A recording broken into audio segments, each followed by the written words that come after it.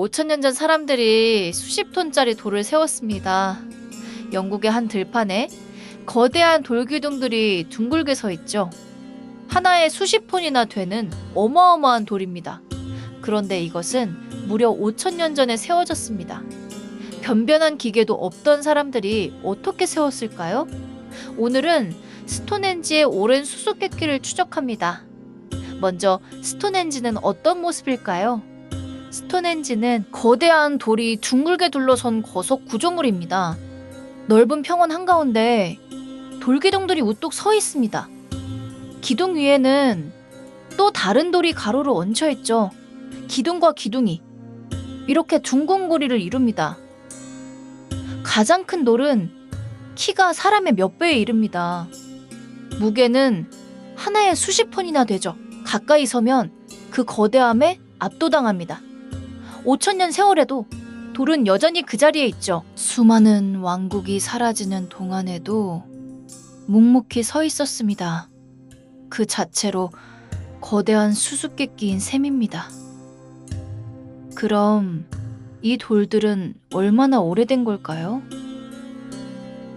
스톤헨지는 피라미드보다도 오래된 구조물입니다.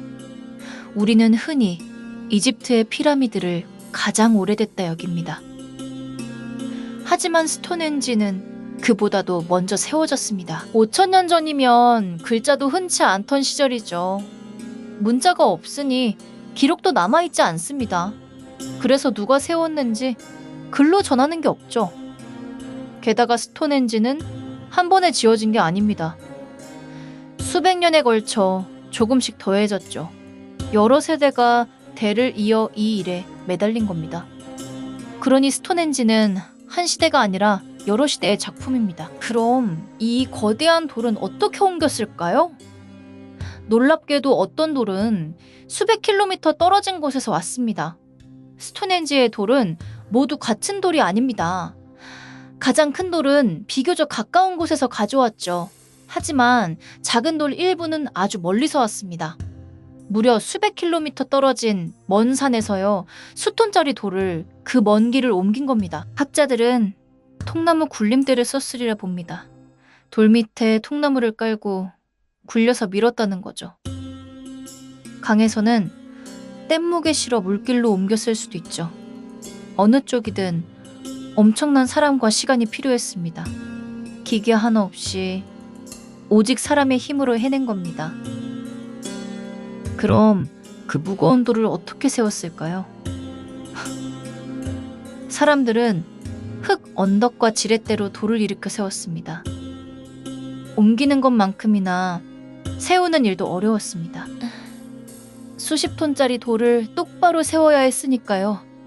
먼저 돌을 세울 자리에 깊은 구덩이를 팠습니다. 그리고 돌을 밀어 한쪽 끝을 구덩이에 빠뜨렸죠. 줄과 지렛대로 돌을 천천히 일으켜 세웠습니다. 수백 명이 한꺼번에 줄을 당겼을 겁니다. 위에 얹는 돌은 더 어려웠습니다. 흙으로 비탈을 쌓아 돌을 끌어올렸으리라 봅니다. 그러고는 흙을 다시 치워 기둥만 남겼겠죠. 치밀한 계획과 협력이 거기 담겨있는 셈입니다. 그럼 왜 하필 그 자리에 그렇게 세웠을까요? 스톤헨지는 해의 움직임에 정확히 맞춰져 있습니다. 스톤헨지의 돌들은 아무렇게나 놓인 게 아닙니다. 놀라운 규칙에 따라 정교하게 배치됐죠. 1년 중 해가 가장 긴 날, 특별한 일이 벌어집니다. 바로 그날 해가 특정한 돌 위로 떠오르죠. 반대로 해가 가장 짧은 날엔 다른 방향과 맞아떨어집니다. 5천년 전 사람들이 하늘을 정밀하게 읽은 겁니다. 계절의 흐름을 돌로 새겨둔 셈이죠. 언제 씨를 뿌리고 거둘지 알 수 있었을 겁니다. 그러니 스톤헨지는 거대한 하늘의 달력이기도 합니다. 그럼 이곳은 대체 무엇을 위한 곳이었을까요? 스톤헨지는 하늘과 죽음을 잇는 신성한 장소였을 겁니다. 스톤헨지가 무엇을 위한 곳인지는 여전히 수수께끼입니다. 여러 가지 해석이 오랫동안 이어져 왔죠. 가장 유력한 설은 하늘에 제사 지내던 신전이라는 겁니다. 해가 뜨고 지는 그곳에서 의식을 치렀으리라는 거죠. 실제로 주변에서는 수많은 무덤이 발견됐습니다. 그래서 죽은 이를 기리는 곳이라는 해석도 있죠. 병을 낫게 해달라 빌던 곳이라는 주장도 있습니다. 먼 곳에서 사람들이 모여들던 성지였을 수도 있죠. 어느 쪽이든 사람들에게 무척 신성한 곳이었습니다.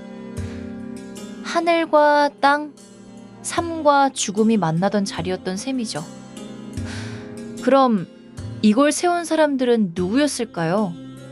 스톤헨지를 세운 사람들은 기록 없이 사라졌습니다.